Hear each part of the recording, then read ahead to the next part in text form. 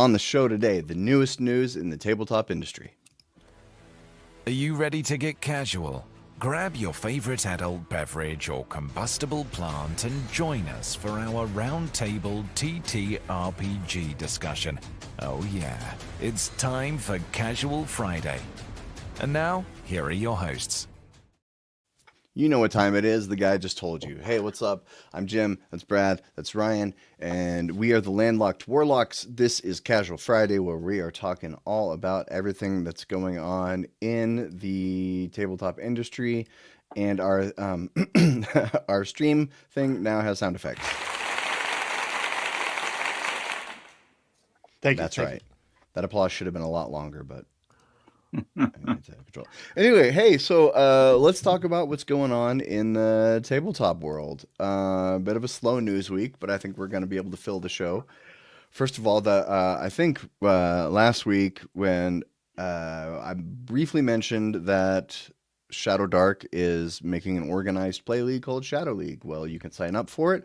All you got to go is write this down, docs.google.com/forums/no, I'm just kidding.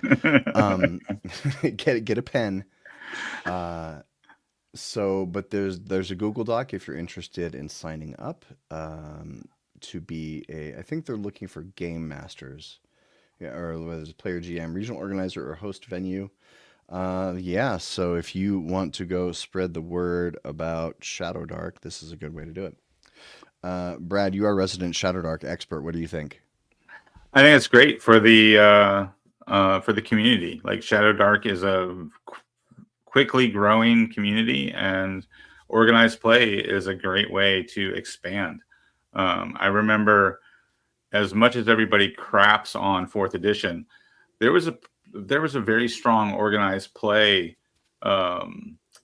movement during fourth edition.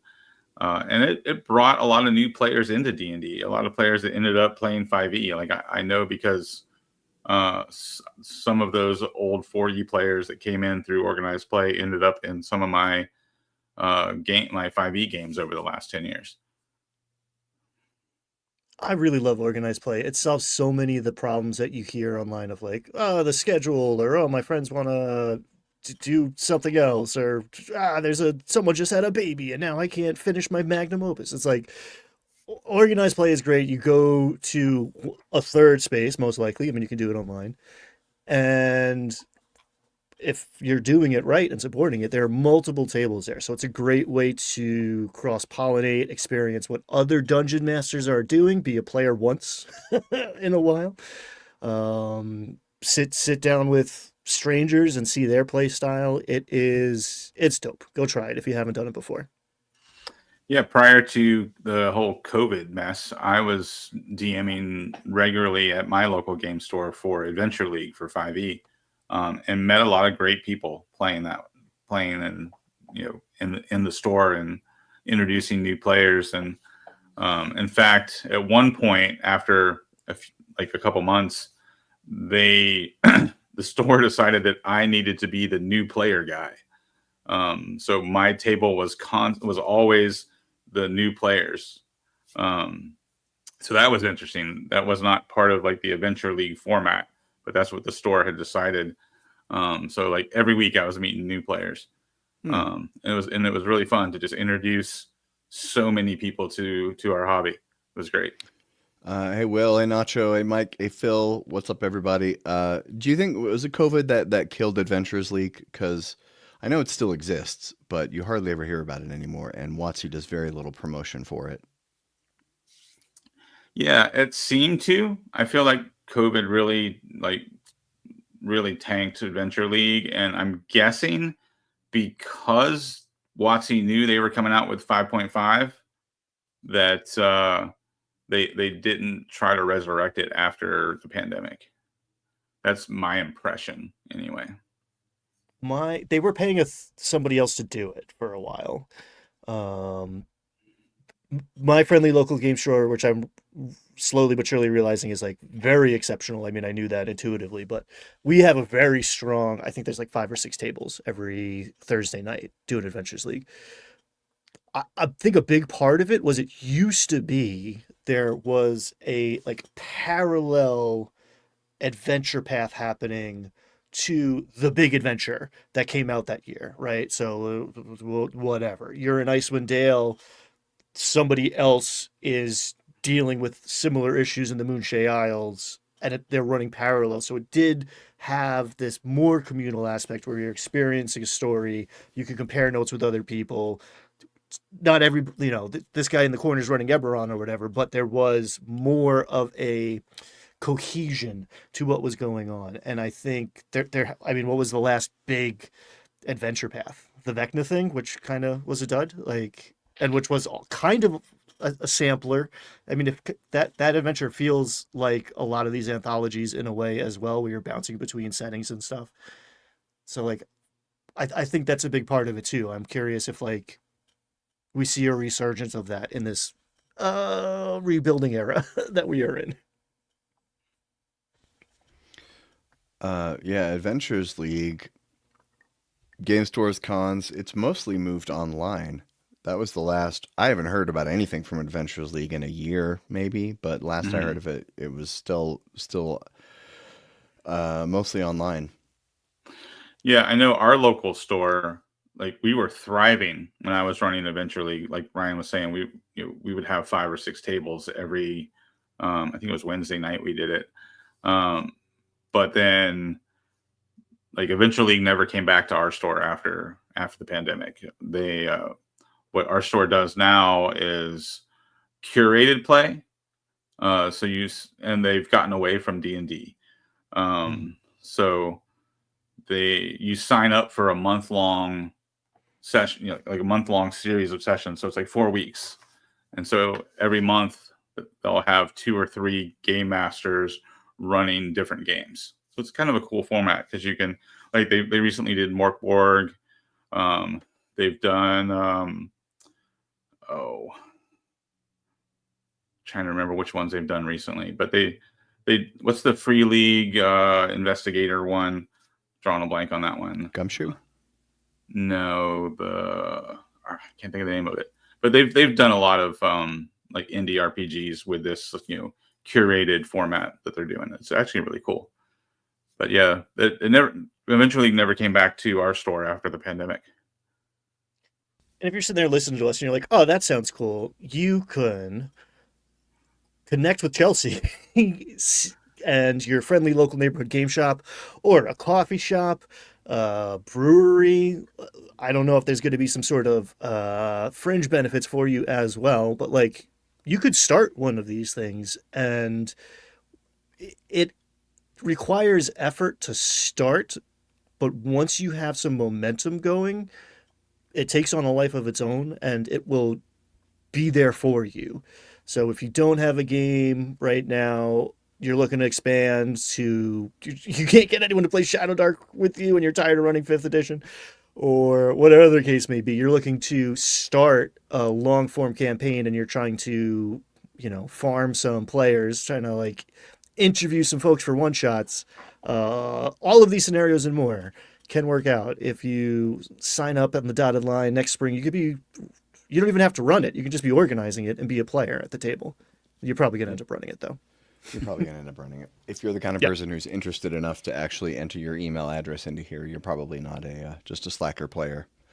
Yep. So moving on to the next thing that we're going to talk about is what we're going to do right now. And so last week, Brad wasn't here. We don't know where he was. We didn't ask him. But we had a whole lot of news last week and wanted to sort of relitigate a couple of things and rediscuss mainly Critical Role's announcement. Maybe you're sick of hearing about it. Their announcement of that they're using 5e instead of Daggerheart, which is what a lot of people thought.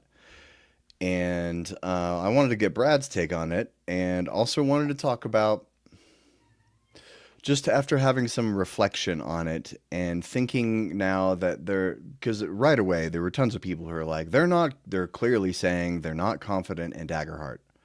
They're clearly saying that this is going to be yet another system that they put out and then drop like Candela Obscura. They're clearly, all these people are interpreting the Critical Role's moves as being, this is a message and it just made me think, you know what? They never said they were trying to topple Dungeons and Dragons. They never said, let's go get them. You know, that was maybe all of our wishful thinking and prognosticating, and maybe they never intended to switch to Daggerheart. Maybe that was never on the table. Uh, so I don't know. But the one thing I did want to show, I'm not going to play it because I don't want to get demonetized, but just a couple days after that announcement, they put out a video with Matt Mercer walking Ashley Johnson through converting her 5e D&D character to a Daggerheart character. So clearly they have no confidence in this system. So I don't know, Brad. What's your take on that announcement about them not using Daggerheart? And maybe we're going to talk about West Marches later on. Mm-hmm. Well, I mean, my first reaction is, "Damn it, Jim was right." That was also my reaction. I'm a little bit disappointed, but I'm not that surprised. I mean, this whole Critical Role thing has been built on D&D, and it has been an ambassador for D&D since the beginning.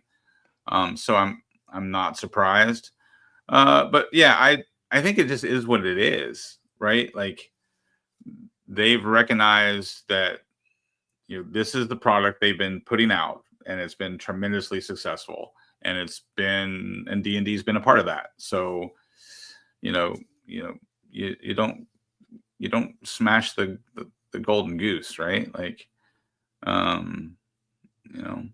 so I think they're doing it because they know they've been successful with D&D and they want to stay successful, and D&D is going to be a part of that. I think that just makes sense from a business standpoint.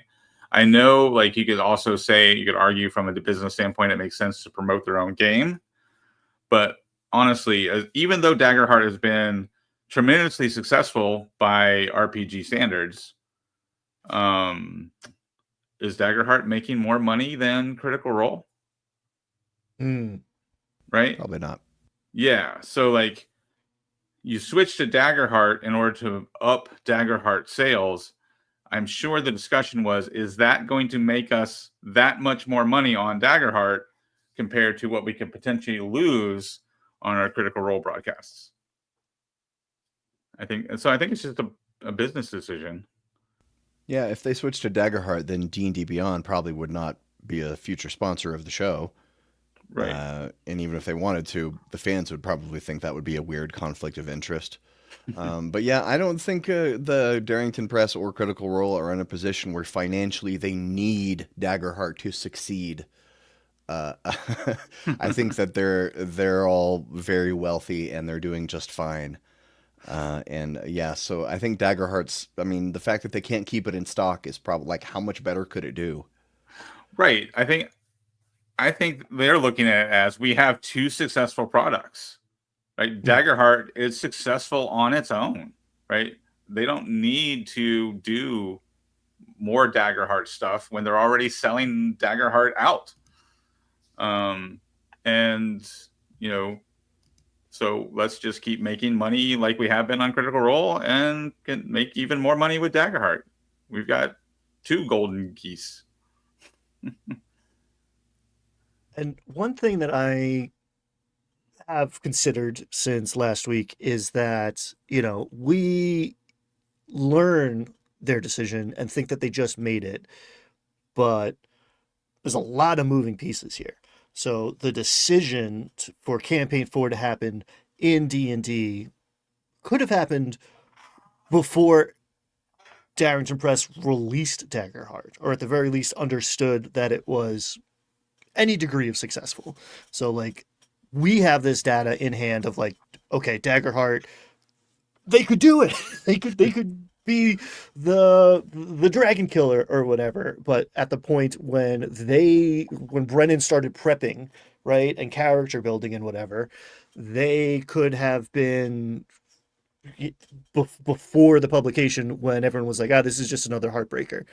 So to gamble on a known entity is a much different thing than to go all in on a system without any data. Like, I said it myself that they're probably looking at the numbers for the mini arc that they're doing in Daggerheart to determine what C4 is going to be, and that was stupid.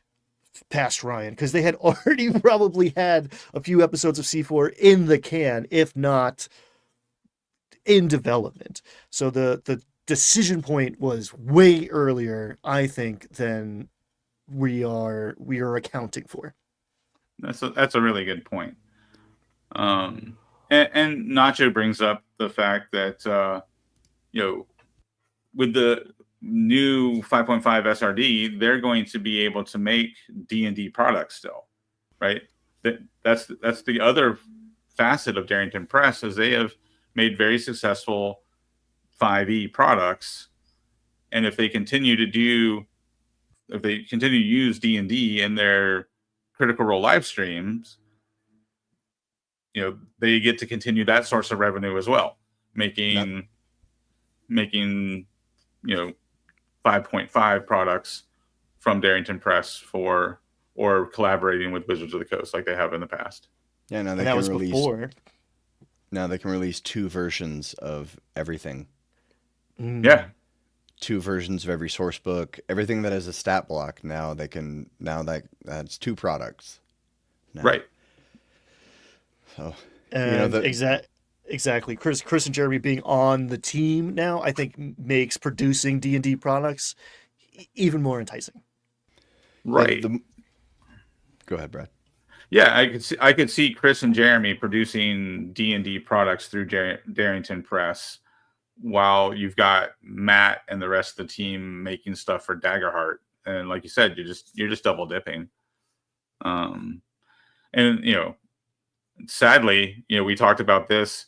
Is Daggerheart a D&D killer? No, but it's probably a Paizo killer, right? Like Daggerheart can very well move up into that number 2 spot and take the place of the Pathfinder, right? Could be. We'll see what happens with the Shadow Dark League. Right. I think that's probably what Paizo is probably looking at, is they're going, oh crap, D&D is still going to hold that top spot, and maybe they're not going to be as big of a top, but that number 2 spot is going to be highly competitive between Shadow Dark and Daggerheart and Paizo's stuff, and Maybe Draw Steel, right? Yeah. I still, and it's more of a belief than a well-reasoned, data-driven position, but I still believe a person who plays Daggerheart is more likely to also play Shadow Dark or Pathfinder 2. And maybe people's crunch to narrative preference guides some of these decisions, but I think there's a lot of people that only have D&D on the shelf, and then people who have everything else on the shelf next to the D&D, or refuse to buy D&D at all anymore. So I do still hold that this, like, there can only be one and maybe a 2 is a very compelling narrative, but I think that Shadow Dark being successful helps Daggerheart, and vice versa, and maybe on a quarter by quarter basis that hurts Paizo, but I think big picture it actually helps people experiment more with, like, maybe they end up in Starfinder because they play Daggerheart and we're like, oh, there are other games that exist and I like them too. Let's try some more.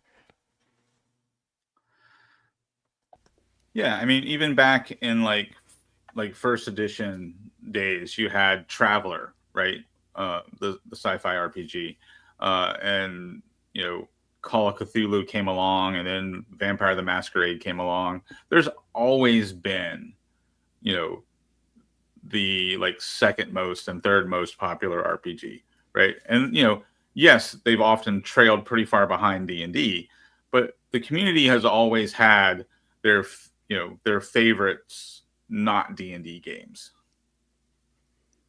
Yeah, this is not the kind of hobby where there can be a single monolith, because nerds are too counterculture to accept that. We always have to have, if we have a corporate option, we have to have a strong indie option, because we've all got a little Rage Against the Machine inside of us. As we should. 100%. As we should. Yes. Oh, and shout out to Nimble being mentioned in the chat as another one of those contenders. Love Nimble.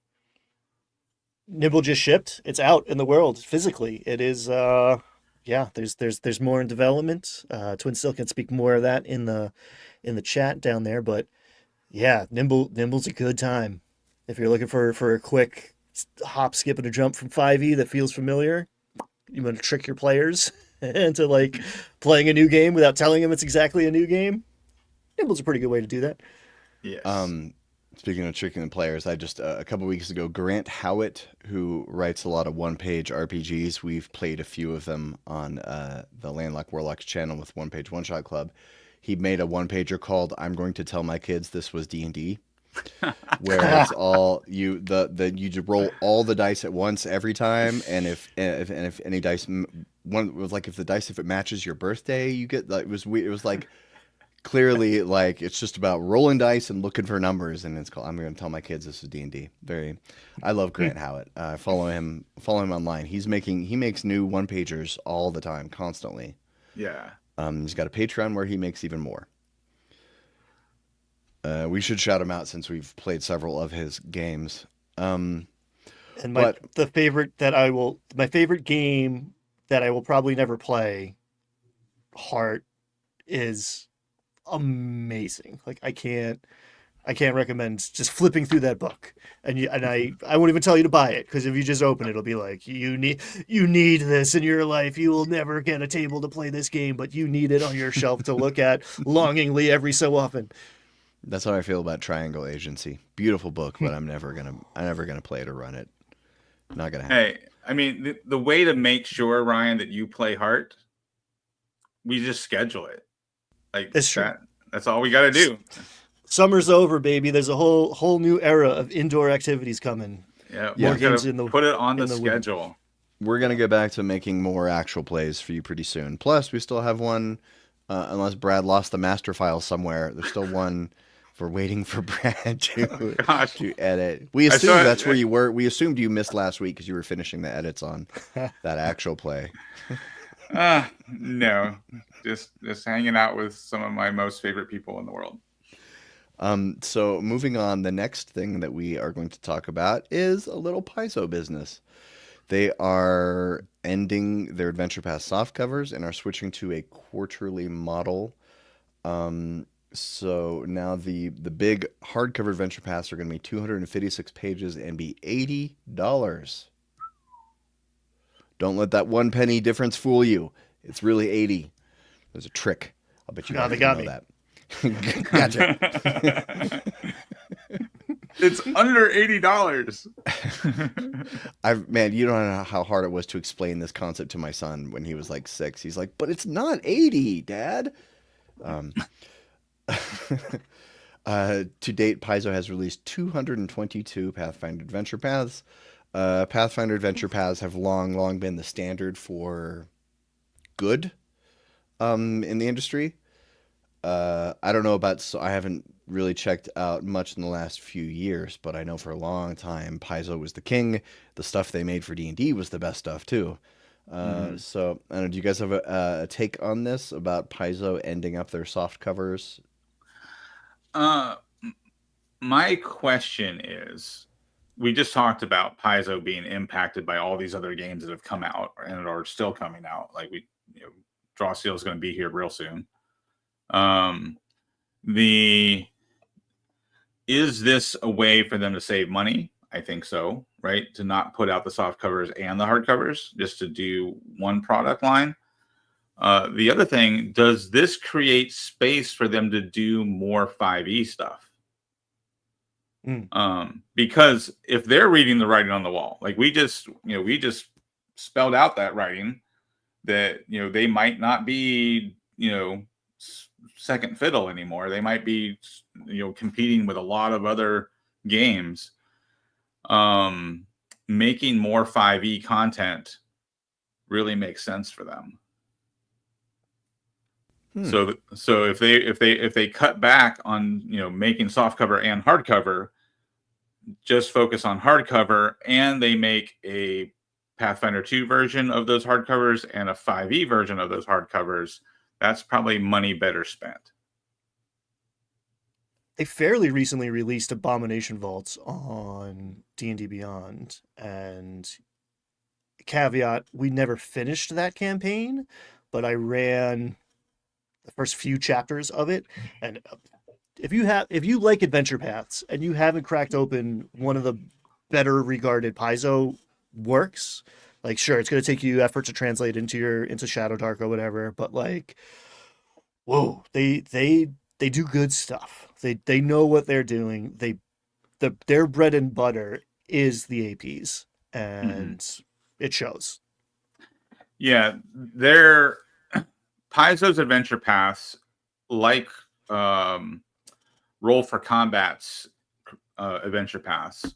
Obviously, Mark Cypher, friend of the channel, he helped design Pathfinder 2, and now he works for Roll for Combat. Both of those products, their adventure paths are extremely extensive. Like you read that, you're making a commitment to run this when you pick these up because they are dense. There's a lot of content there, but it very much holds your hand as the DM because it gives you what if the players don't follow the main story. Here are other things that can happen. Like they're very extensively well designed adventure paths. So if you're the type of player or type of game master that really wants a lot of support when you run an adventure path, Paizo's products and Roll for Combat products are top tier if that's what you're looking for. Or if you're just like cannibalizing adventure paths for spare parts. Woo!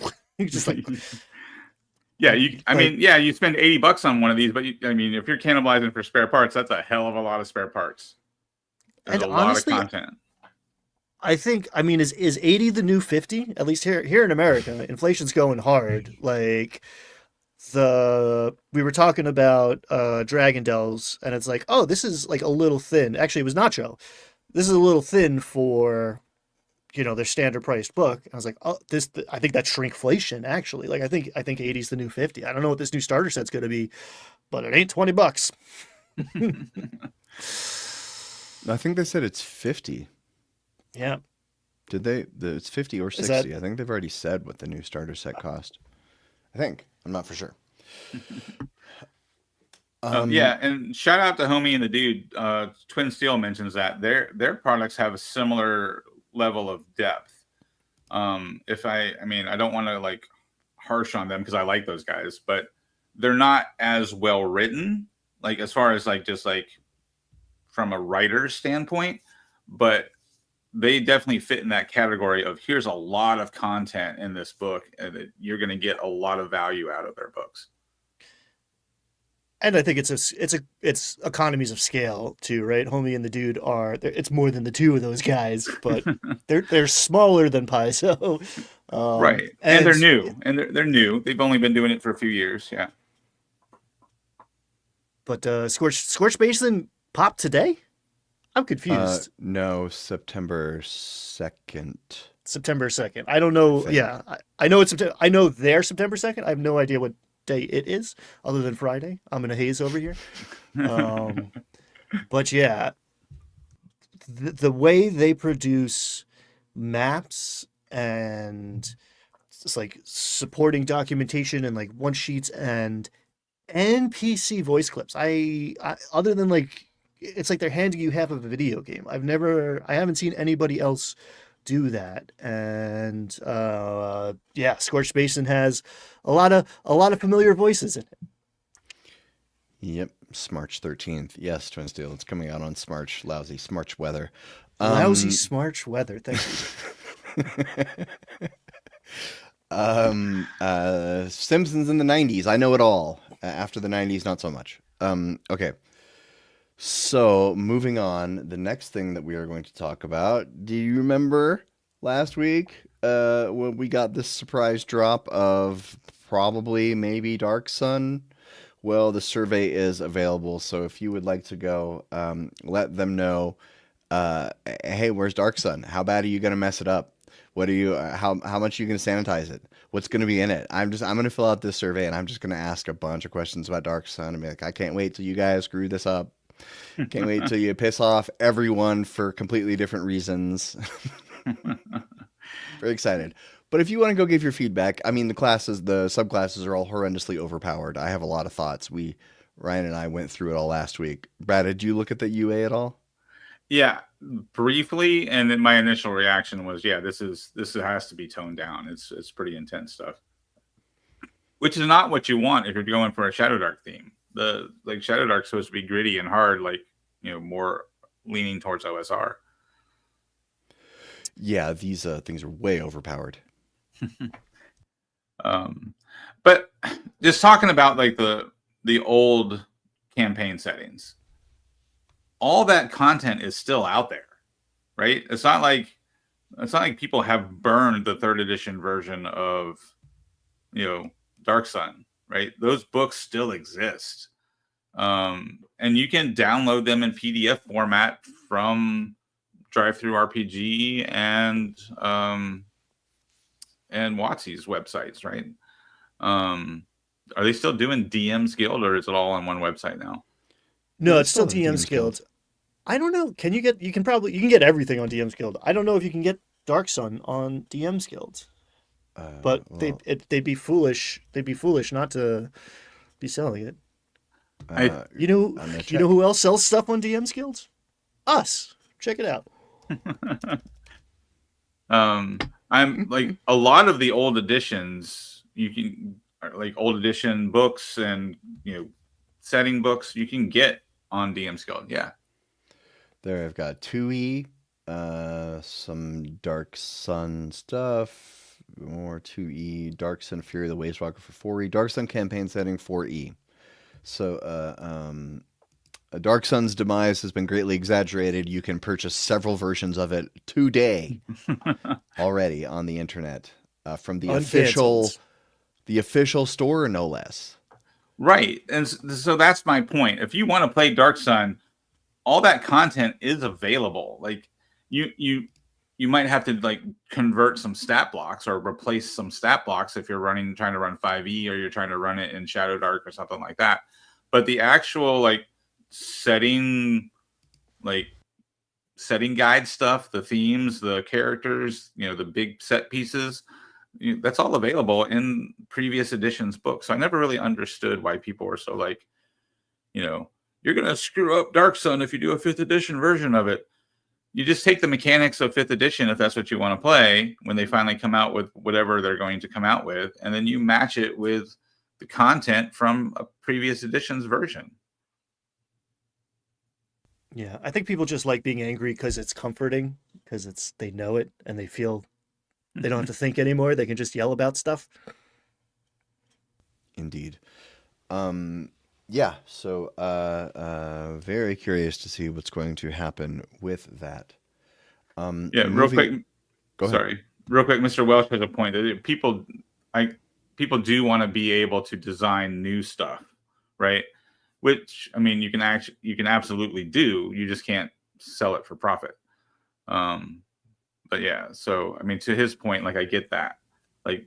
Indie designers want to make new Dark Sun content and they can't do it legally. So I would love to see them remove the restrictions on DM's Guild for the old. I don't really understand. Maybe it's because of the fear of problematic material or something, but like you can release Forgotten Realms stuff. You can release system neutral stuff and Domains of Dread, now like Infinite Staircase stuff, but if they come out with anything Dark Sun, they will open it up, and as Phil is saying here, we can see other people who are maybe more in line with your own personal viewpoints making cool stuff for Dark Sun that is new and tuned for 5.5, 5.2, whatever the hell.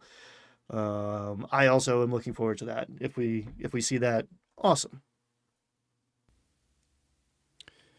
Indeed. All right. So moving on, we're really cooking here. Okay.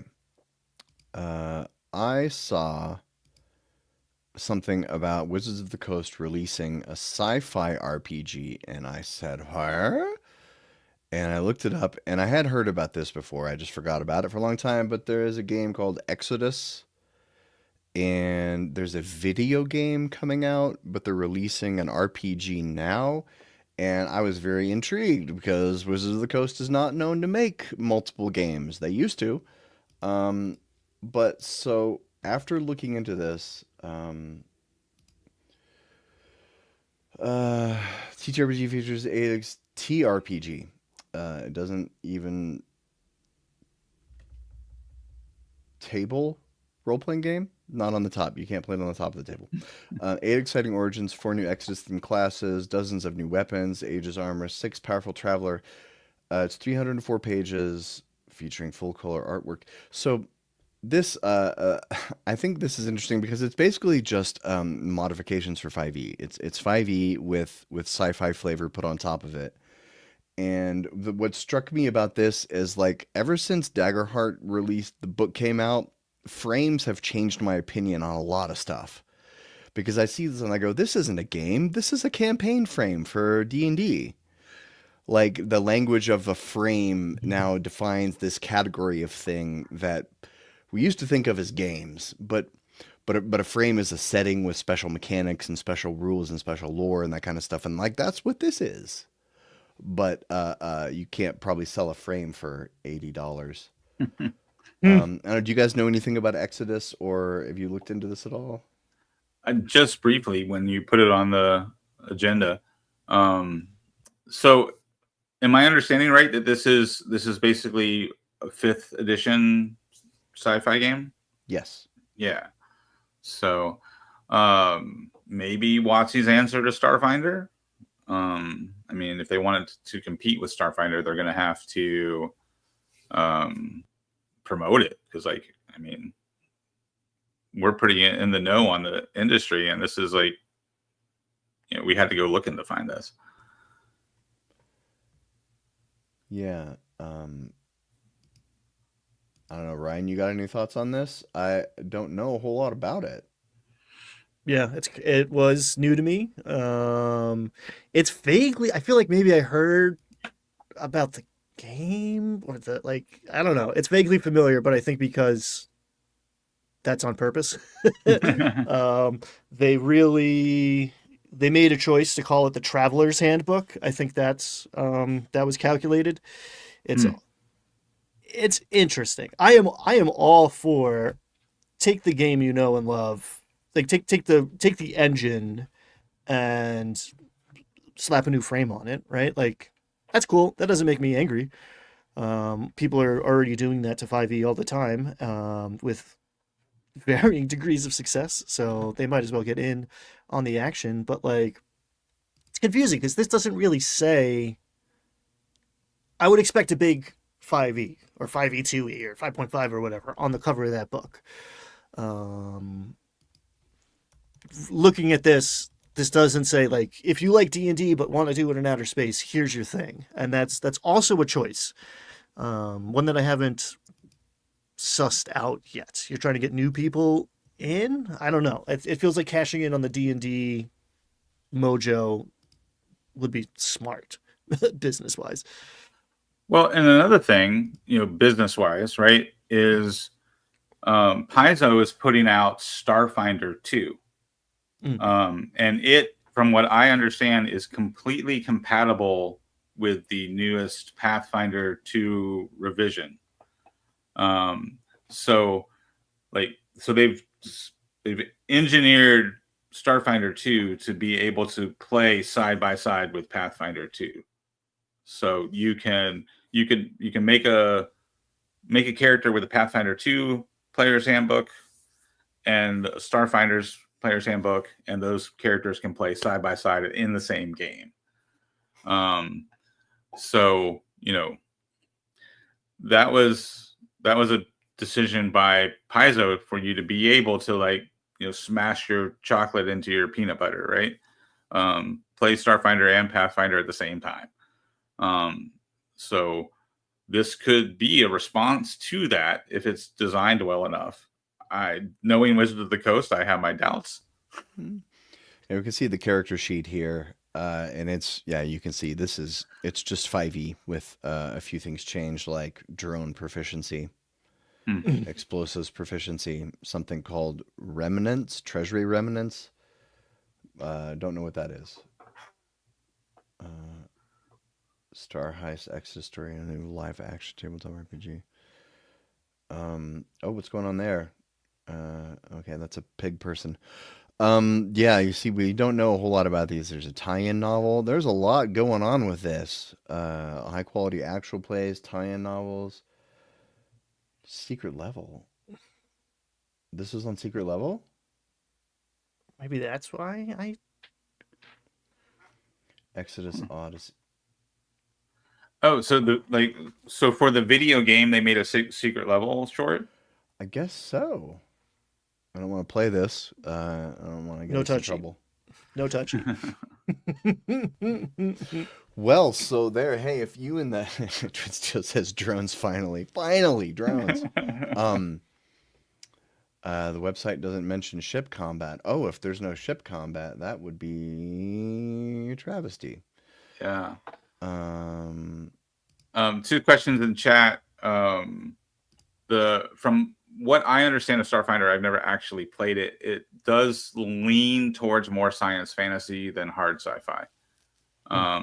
They have like space goblins and like psychic powers and that sort of stuff. Mr. Welch mentioned or doubled down on your comment of the similarity with the game Traveler. Mongoose might be eyeballing this while on the phone with their lawyers. This is pretty high quality website. I mean, there's a lot to dig into here. Okay, gameplay features.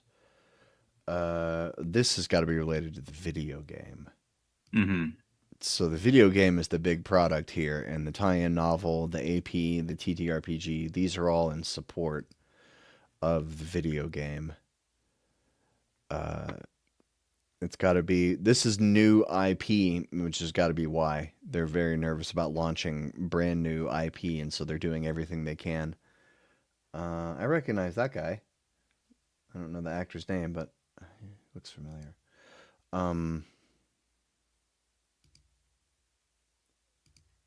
Yeah, that's all we know. Go ahead. I'm here for new stuff. I'm here for people trying new things. I mean, this feels derivative at first look. But man, is everything just a recycled remake, redo, sequel to something else. Like, I'm down for new stuff. Take big swings, people. Let's go. I'm here for it. Okay, so moving on, we're going to have a little bit of fun now. Last week, you might remember me, or maybe it was the week before, me singing the praises of a stand-up comedian named Steve Wrigley, who is a Kiwi living in America currently, and he has been touring around with just D&D material, and he's trying to have a go at a D&D tour. Well, there was something, let's see, on the, nope, that's not, we got to add to the stage. All right, so you can hear this, right? What do you play is when you play Dungeons & Dragons? Currently, I have a gnome coffee lock. What's that one? It's a sorcerer and warlock. Oh. And when you do, instead of regaining your sorcery points for a long rest, you use short rest as a warlock, and then you convert them into more sorcery points that you can then cast multiple spells. I bet your DM is bold.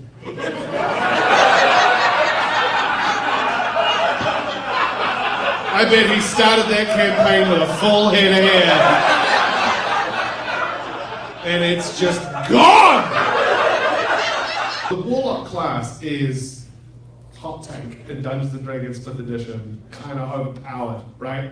Unless you do your job as a dungeon master, and as soon as anyone shows up at your table as a warlock or multi-classes into a warlock, you have to remember to keep that motherfucker cucked, okay? I'll keep them cucked. As soon as they start getting too confident, you have their patron come up out of the ground and say, put the little outfit on. Don't forget. Put the little outfit on.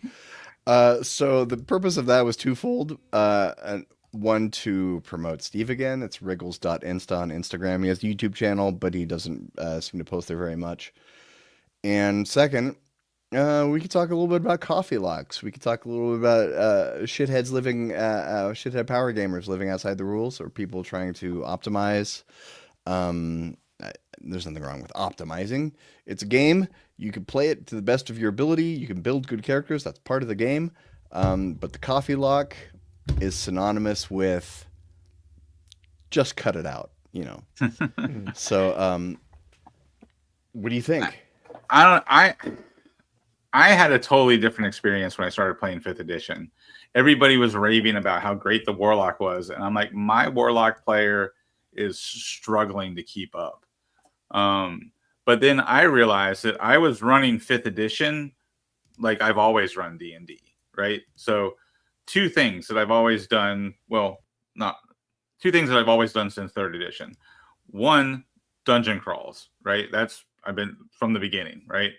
But then with 3rd edition, I learned the value of waves of monsters, right?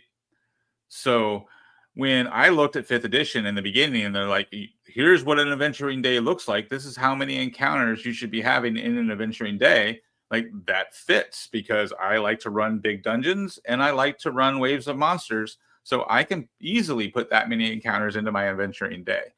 And when I was doing that, the Warlock was not getting enough short rests. So I actually had to adjust my style of DMing so that Warlocks weren't crap at my table. So I had a very different experience than most people did with Warlocks.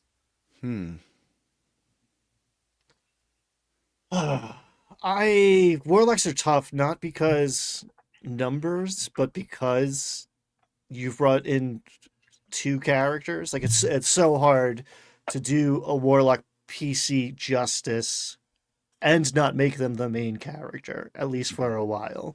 That's a tricky needle to thread. But the sword lock, coffee lock, like, I never have to sleep. Yet there's mechanisms within the game to address that, but also, cool, you're trying to overclock the processor, and, like, you know what happens when you do that too hard? It melts and the whole thing stops working. And there's other people at this table whose good time you are taking away from because you're trying to beat the system, and the system is your friend sitting across from you trying to give you a good time. Right. So let's just make sure we all understand the social contract here, and it's not win the game at the expense of everybody else. Yeah, that is actually the conversation to be had when someone comes to your table with the coffee lock, is like, what's your intention? Like, are you really trying to game the system? Because realize, as the DM, I have access to all the monster manuals. So you're not going to game the system. You're just going to make a frustrating experience for yourself because I'm going to have to dial up the difficulty. Or is there a real compelling reason why you're putting Sorcerer and Warlock together? Is there an interesting character here that we can actually develop together through the course of a campaign? If that's what you want, I'm here for it. But no, I'm not going to put up with power gaming bullshit. I do think it is someone oftentimes wrestling with either a control issue or their own mortality, as Phil is saying, power gaming equals fear of dying. I think one of the most liberating things as a player in Dungeons and Dragons is facing death and coming out the other side.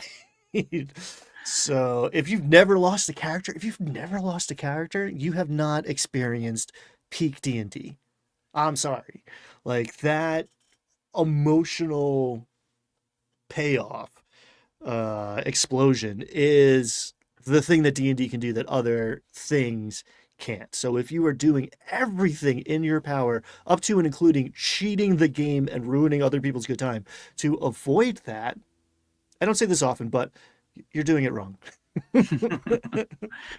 Yeah, you're really missing out. Like, part of the experience is that, on the razor's edge. Oh my God, we almost TPK'd, and I can't believe we pulled that out. That is one of the most fun sessions you will ever have in any RPG. And if you're trying to min-max power game, optimize your way out of that experience, you're missing one of the best parts of the game. And why we're trying to speed run the boss fight so we can all go home early? Like, Yeah. what are you doing? What are we doing here? Yeah. Also, you can just brag on Reddit the next day about how like awesome you are because you made it hard on your game master. No. Yeah, if you want to brag on Reddit, just lie. You don't have to actually put people through it in real life. Nobody will know. If you can lie as much as you want on Reddit, and no one will ever know. We almost got a spit take on that one, Jim. Yeah. One of these days I'll get you, Brad. So moving on to the part of the show that we call the catch up, where first we tell you that, hey, you watching, yes, thank you for watching. We love you. And we want you to subscribe to the Landlocked Warlocks YouTube channel so that you can make sure that you don't miss our stuff. Like we said, we've got more actual plays coming. We just need to make them, and then they will be real and they will happen. So what do you guys got going on? Brad, Ryan, what you up to? Well, I've taken the summer off, as I guess many of you might know. So I've not put up a video other than these for quite some time. And I do have a video in the works, and it'll kind of explain what's been going on with me for the last 2 months. It's going to be like the D&D saved my life kind of thumbnail, and we'll see what it turns out to be.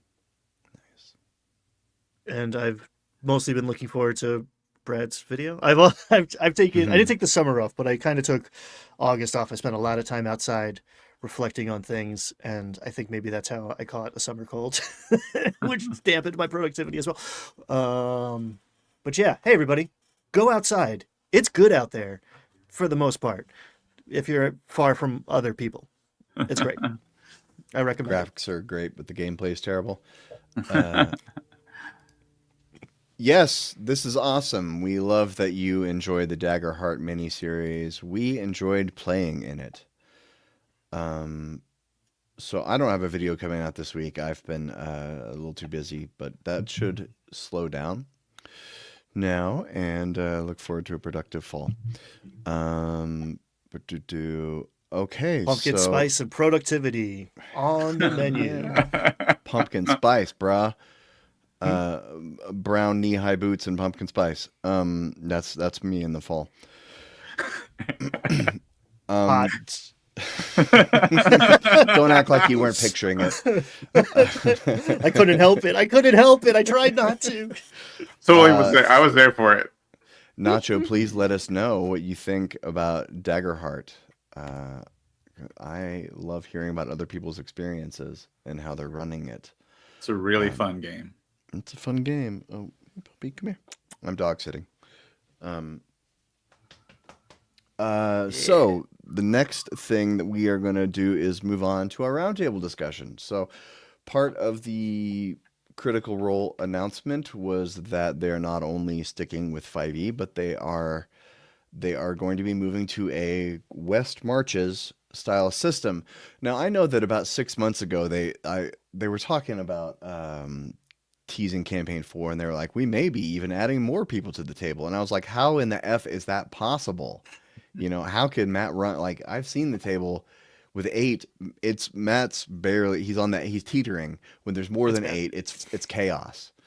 So when they said they're adding more, I was like, how in the world are they going to do that? And they did it in a way that I did not see coming, was that they are splitting into 3 separate tables of 4, 4, and 5. And they say they're using a West Marches style. It's not exactly West Marches. West Marches is more like open sandbox. There's a dungeon master. People get together, decide what they want to do, and schedule time with the dungeon master and say, we want to go into the Goblin Cave.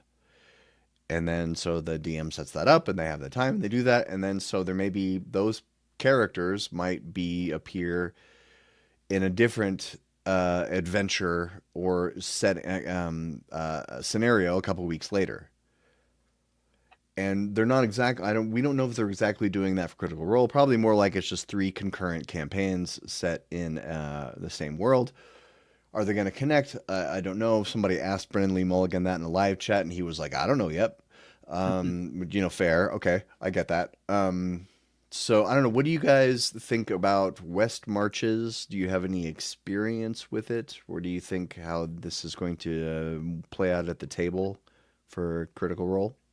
I mean, on the West Marches topic, I love the concept, but I've never done it. I have done 2 groups in the same sandbox before, and that was fun. It was a lot of work until I had another DM come along. But I was basically writing the adventure for the other DM. So I was running my group, and he was DMing his group. But every week I was writing his content for him. It was still a lot of work, but that seems like more what they're doing, right? They've got three groups of adventurers all in the same sandbox, and it'll be, I mean, I'm assuming it's going to be based up to the players' decisions, how often those groups interact in that sandbox. So like you're saying, Jim, it's not a true West Marches style, but it is very inspired by West Marches. I take a broader view of what West Marches means in that like OG article by Ben Robbins, he enumerates like the logistics first. And I think a lot of people like, no, number 1 is the players say when the game happens. And at certain points in your life, that might be the perfect answer. The reason I play D&D every week is because it happens at the same time every week. If that wasn't the case, it wouldn't happen. That's just how my brain and life work right now, and have for like 10 to 15 years. So I don't think that is the pivotal aspect of West Marches, which is what a lot of people kind of hang their hats on. I think having multiple player characters, and probably more players that can fit at a table in the same world, and at least the potential for some kind of cross-pollination where what happens at one table affects the other, a player can switch. West Marches can be a couple different things at once, and I don't think if you don't hit all 5 bullet points in that OG article, I still think if it's like 3 out of 5, you're making it. So I would argue that yes, this is what they're describing is a West Marches style of play. I have started 2 West Marches campaigns that devolved and failed, and it's that old Mitch Hedberg joke, like, I like escalators because they don't break down, they just become stairs. If you're trying to start a D&D campaign, starting a West Marches campaign and having it slowly collapse down into the number of people who are going to show up reliably is a great way to form a campaign, and also kind of test drive some players, see who clicks with who. But I'm a huge fan because it makes you blow the lid off the world. Like, it's gotta be wide open to start. You gotta be ready to have the players be like, I want to go west tonight. And maybe you make them tell you that before you're sitting down to run the game. But it gives you that open world sandbox that is, like, personally the way I love to design my game. Mm-hmm. Escalator, temporarily stairs. We apologize for the convenience. You can still get up there. I miss Mitch. Almost got another spit take from Brad.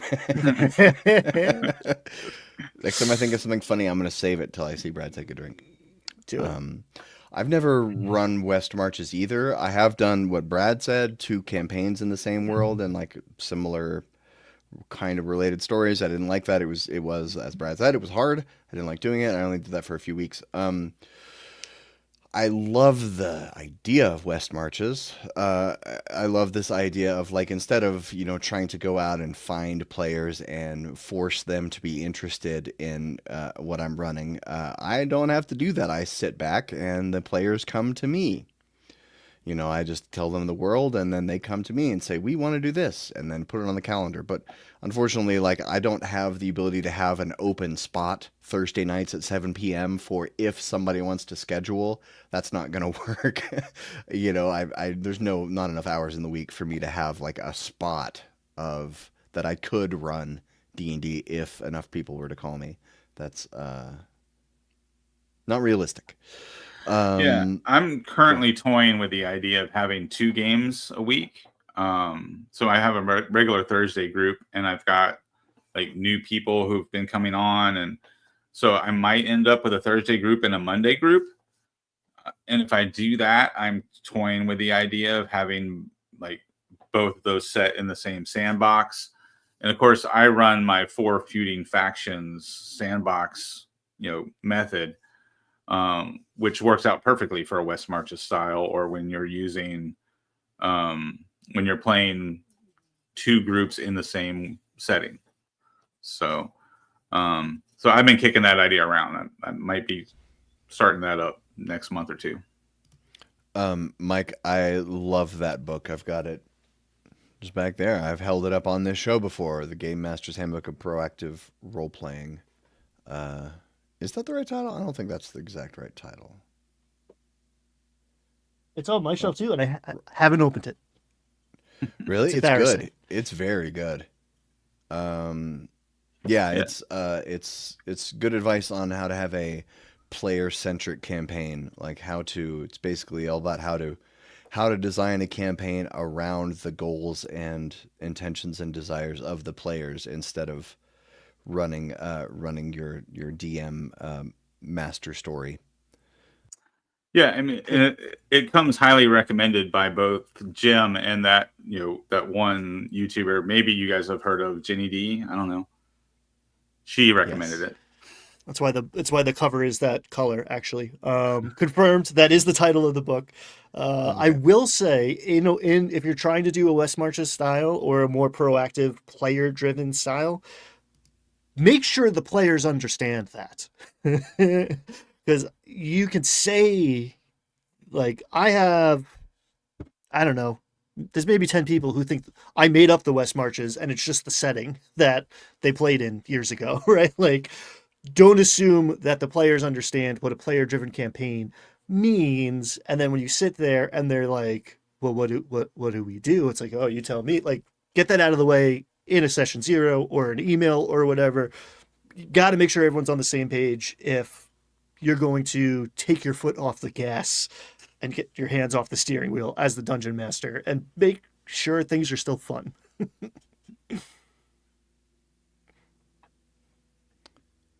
The audiobook narrated by Schmiegel. Characters make goals and pursue those of their own accord. That does a lot of lifting for the GM as they react to the players going after their goals. Yeah, it is. Ginny D did recommend that book, and I think it's pretty good, especially if you don't come from, say, an improv kind of background and you want to run Dungeons and Dragons. The yes and of it and leaning into player ideas, even if it's not the same as your idea. It's helpful for that kind of stuff. I think it's got some good education there. If you come from a more improv kind of background, I think those things just become more naturally. But not everyone gets into D&D because they played freeze tag in grade school. There is a new Hobbit movie coming out. Well, it's not Hobbit. It's The Hunt for Smeagol, The Hunt for Gollum, The Search for Gollum. I don't know, but Ian McKellen is in it, playing a very old Gandalf. No Peter Lee, though. Christopher Lee. He's dead. Spoilers. Sorry. Spoilers for real life. Ian McKellen Christopher Lee did not make it. Aww. Count Dooku is no more. That is not the sound a man makes when you stab him in the throat. I'm dog sitting and she is just staring daggers at me. All right, so moving on to the next thing that we're going to talk about, we've got a little bit of a fun thing here. We've got a couple fun things to close out the show. First, this is just on the Bell of Lost Souls. I found this article. It's a couple of ideas for low. It says low level adventures, but it's really just ideas, adventure seeds for evil parties. Because there's not a whole lot of content out there for evil parties. If you want to be an evil party, a lot of times you kind of make your own path through adventures.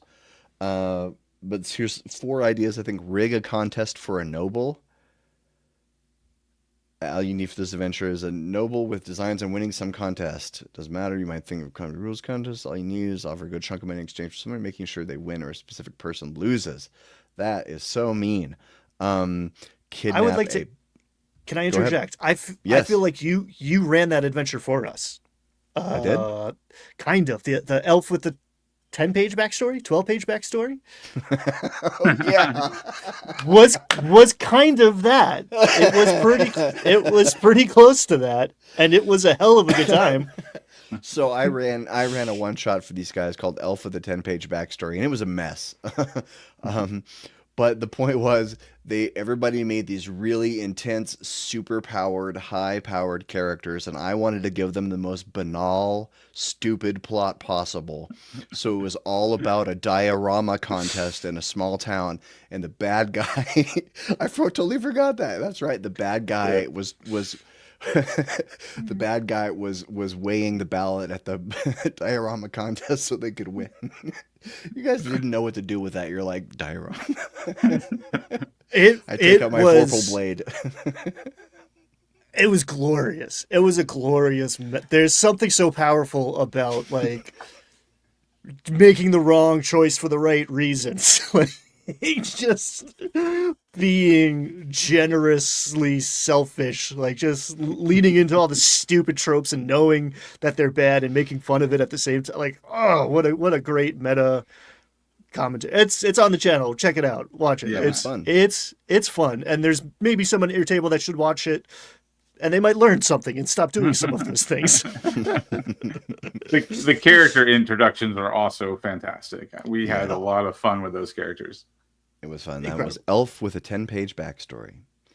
The next evil idea is to kidnap a pet. Another way to dabble in the rich palette of shades of gray is to kidnap a beloved pet from someone, as long as it's not John Wick. There are plenty of ways to make it dangerous, potentially backbiting for the wretches who decide to take up the quest.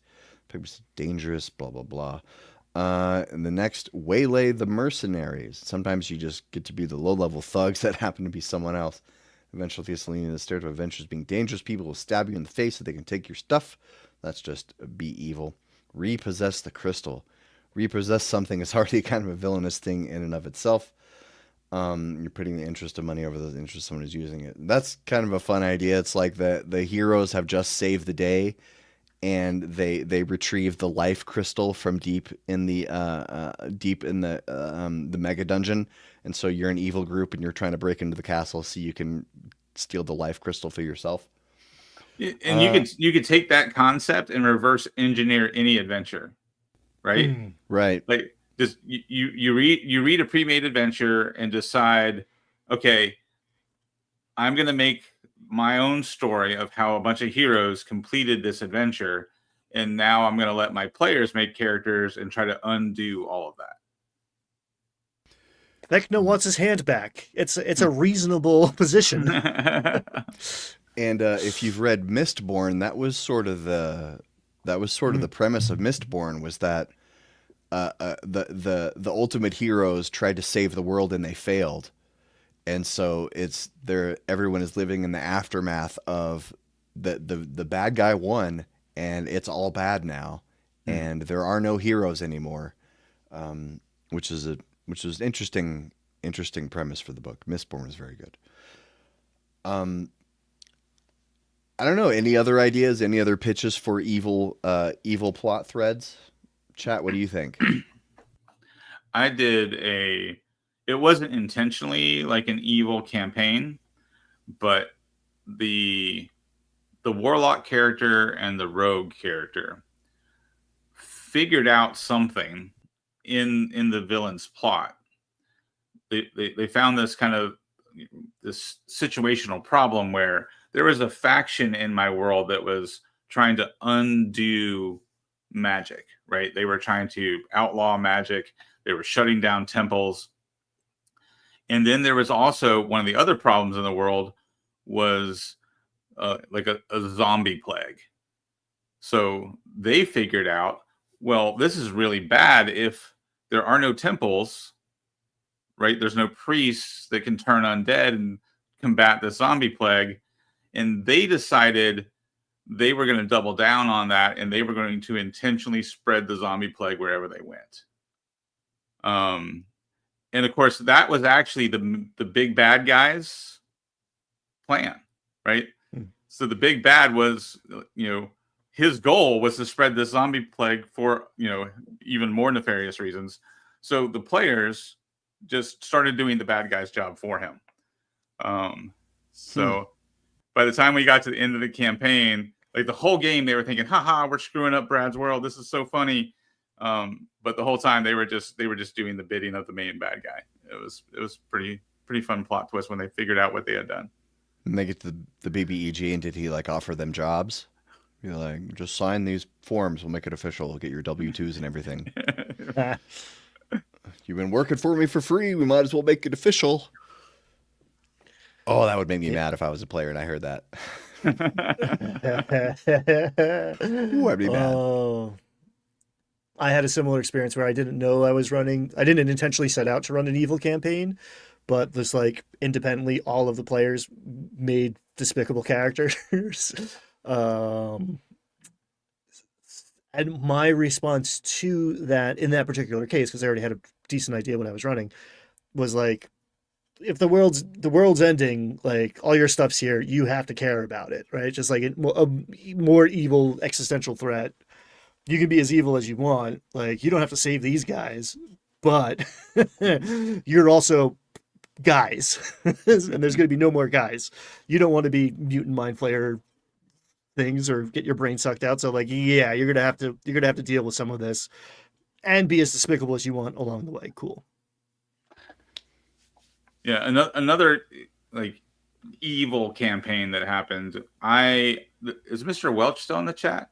I actually ran a Mystara campaign, and I pulled together some classic Mystara first edition adventures and built outlined a framework of a campaign that could take place in the Grand Duchy of Karameikos, which is my favorite part of Mystara. But all of my players decided they're looking at like 5th edition content that we're using, and like half of them ended up playing some sort of like furry creature, right? So we had like 2 tabaxis and a Harengon and what is the turtle? And they totally diverted from everything I had planned in Karameikos and stole a ship and wanted to become pirates. So I basically ran Muppet Treasure Island instead.